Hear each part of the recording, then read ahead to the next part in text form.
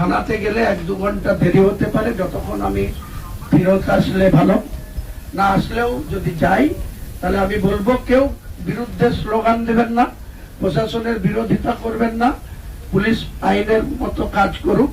আমরা যদি অ্যারেস্ট হই আমাদের সঙ্গীদের ডেকে নেব, তারাও আমার সঙ্গে অ্যারেস্ট হবে। পুলিশ প্রশাসন আমাদেরকে জেলায় নিয়ে যাবে, জেলাতে নিয়ে গিয়ে কোর্টে ফরওয়ার্ড করবে, কোর্ট আমাদের জেল কাস্টডিতে পাঠাবে, না আবার পিসি আনবে, এতজনকে আনবে থানায় এসে কটা জায়গা কোনো অসুবিধা নাই। কিন্তু কেউ বিশৃঙ্খলা করবেন না, সবাইকে আমার অনুরোধ থাকলো। আপনারা বিশৃঙ্খলা করা মানে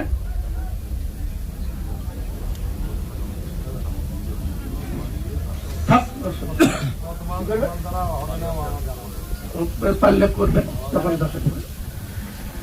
ও ঠিক আছে, ওসব চুমকি ধুমকিকে আমরা ভয় পাই না। ও যা বলেছে বলেছে, যা করেছে, যখন যাবে করবে তখন আবার দেখা যাবে, তার বিরুদ্ধেও লেগে যাবো, অসুবিধা নেই। মেন কথা হচ্ছে আপনারা কেউ দুষ্টুমি করবেন না, আপনারা কেউ বিশৃঙ্খলা করবেন না। আপনারা আমাদের অনুরোধটা রাখবেন। আপনারা এত কষ্ট করে এসছেন, রোদ গরম, প্রচন্ড আবহাওয়া খারাপ, তবু আজকে কিছুটা হলেও হাওয়া আছে, তাই আপনাদের যাতে একটু দাঁড়াতে পারেন বা ওঠা বসা করতে পারেন তার জন্য একটা আলাদা করে এখানে টেন্ট খাটিয়ে দেওয়া হয়েছে। আপনাদের সকলকে আমার এটাই বলার থাকলো, যা কিছু হবে তার জন্য আমি প্রস্তুত আছি, আমি সেটাকে সাদরে গ্রহণ করব।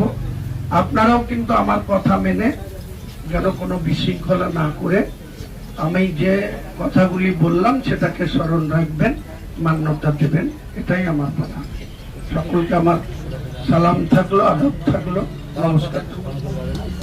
হ্যাঁ, ওখানে কেউ যেতে হবে না, এখানে থাকুন। আমরা এখান থেকে গাড়িতে যাব, কয়েকজন নেতৃত্ব যাবে, বাকি কেউ কিন্তু এখান থেকে নিজের নিজের ইচ্ছা মতো কেউ চেপে যাবেন না। উনি কি বললেন, নামাজ পড়তে যদি হয় পাকিস্তানে গিয়ে নামাজ পড়ো, নামাজ পড়তে যদি হয় বাংলাদেশে যে নামাজ পড়ো। কেন? এটা দিলীপ ঘোষের বাবার একটা ভারতবাসী নাকি? উনি একা? এই রাজ্যটা দিলীপ ঘোষের একা? ওনার বাবার একা?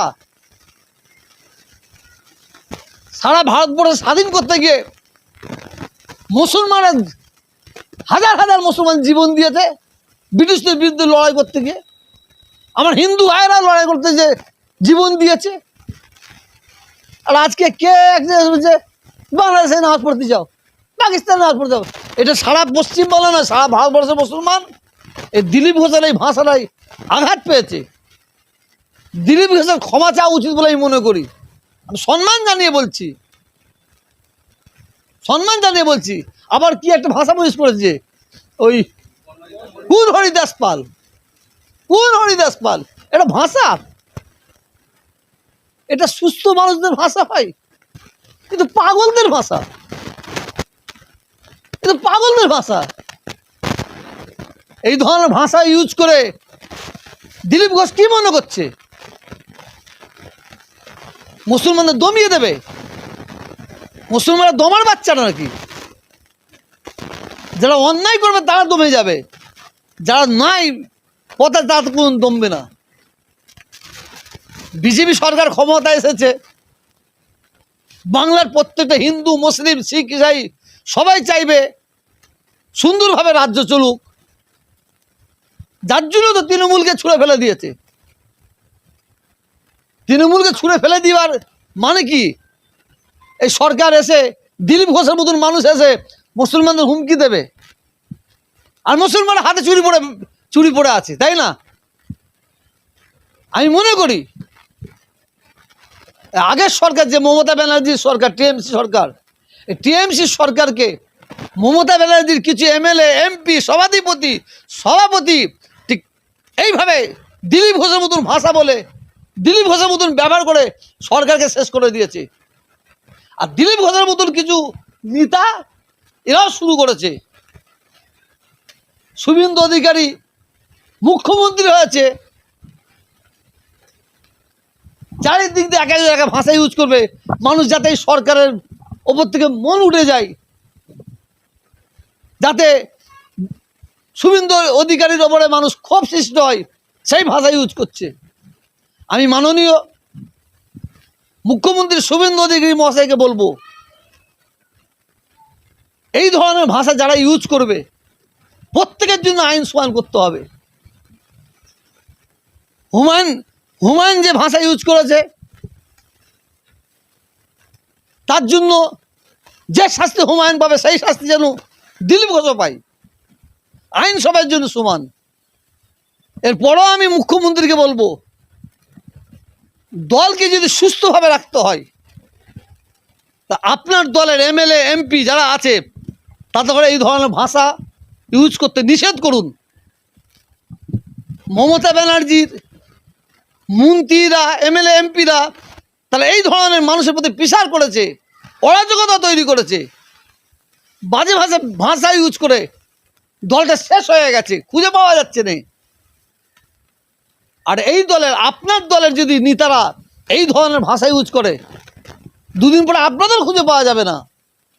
কারণ বাংলার মানুষ চেয়েছে, আপনার ক্ষমতায় এসেছেন, বাংলার উন্নয়ন হবে, যেসব ছেলেমেয়েরা শিক্ষিত ছেলেমেয়েরা চাকরি পায় না তার চাকরি পাবে, শিক্ষার ব্যবস্থা সুন্দর হবে, স্বাস্থ্য ব্যবস্থা সুন্দর হবে, রাস্তাঘাটের ব্যবস্থা সুন্দর হবে, পানীয় জলের ব্যবস্থা সুন্দর হবে। এই জন্য তো বাংলার মানুষ আপনাদের চেয়েছে। আর এ না করে দিলীপ ঘোষ আবার ভাষা ইউজ করেছে। একটা পাগল এই ভাষা ইউজ করবে না কোনো ধর্মের মানুষদের উপরে। ওই কি যে বললে হরিদাস পাল, এ কি ভাষা? ছোট লোক এতদের মতন ভাষা, অশিক্ষিতদের মতন ভাষা, চামারদের মতন ভাষা।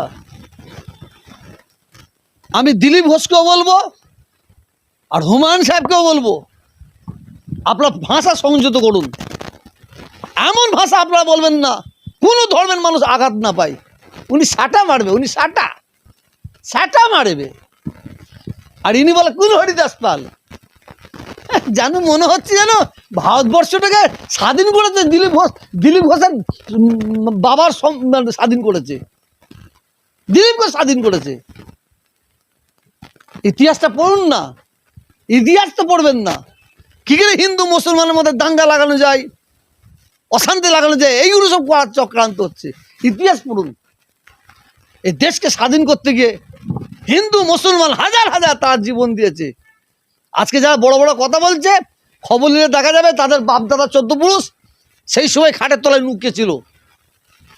ভারত স্বাধীন করতে দিয়ে তাদের সরষে পরিমাণ অবদান নেই। আমি সব শেষে আমি দিলীপ ঘোষ মহাশয়কে বলবো, আমি হুমায়ুন সাহেবকে বলবো, আপনারা এই ধরনের ভাষা ইউজ করবেন না। আপনাদের ভাষায় মার্জিত তৈরি করুন, করে বাংলার হিন্দু মুসলমান শিখ ইসাই তাদের মধ্যে সম্প্রীতি গড়ে তুলুন। এটা আপনাদের কাছে আমার অনুরোধ।